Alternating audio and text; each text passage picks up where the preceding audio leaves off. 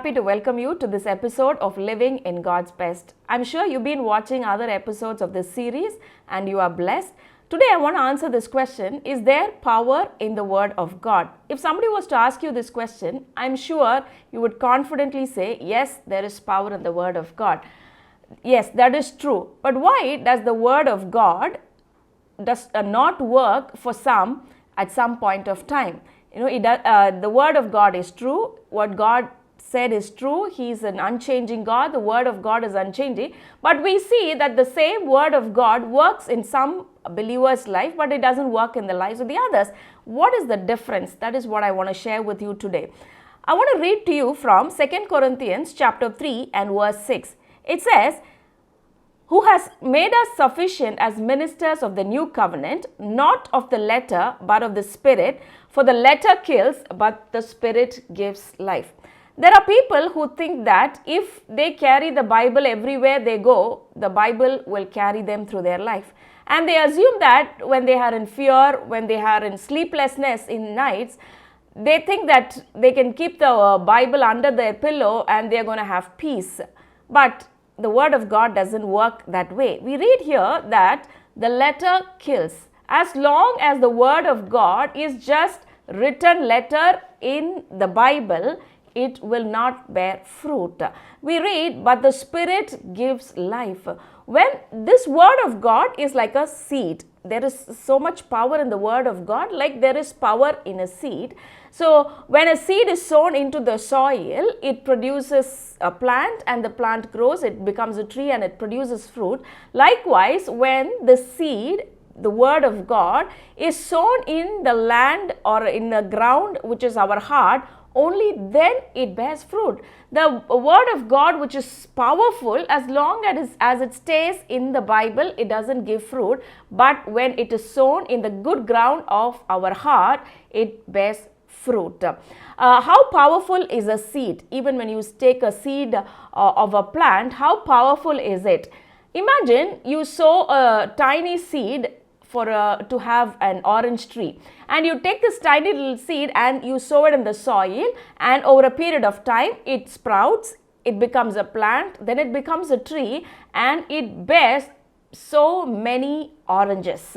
And where were all these oranges? Where was the power to produce all these oranges in the lifetime of the tree? It was in that tiny little seed. So the Word of God similarly is very powerful. There is no doubt about it. It is powerful, and it has the solutions for all the areas of your life.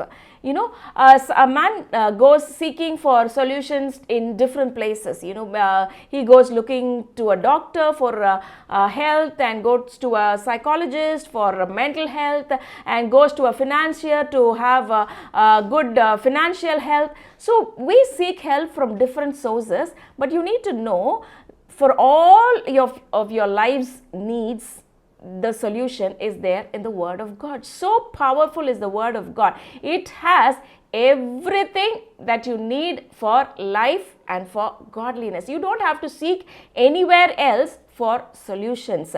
But when does this Word of God work? It works when you allow this seed, this Word of God, into your heart, and you nurture it. You allow it to grow. And how do you allow it to grow? By believing that word.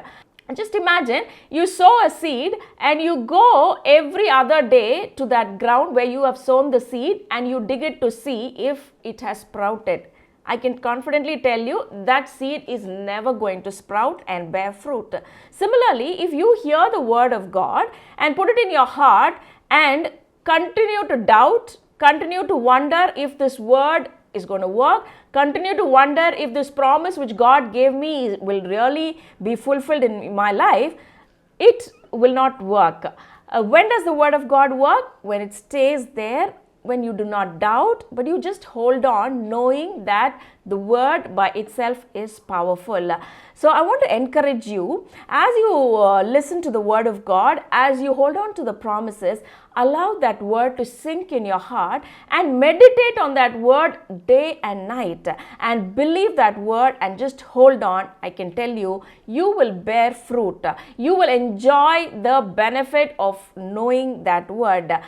God is an unchanging God and His word is unchanging. I want you to experience the power in the word of God in every area of your life, and once you start doing that, you will start experiencing the blessing and you will start becoming a blessing to others.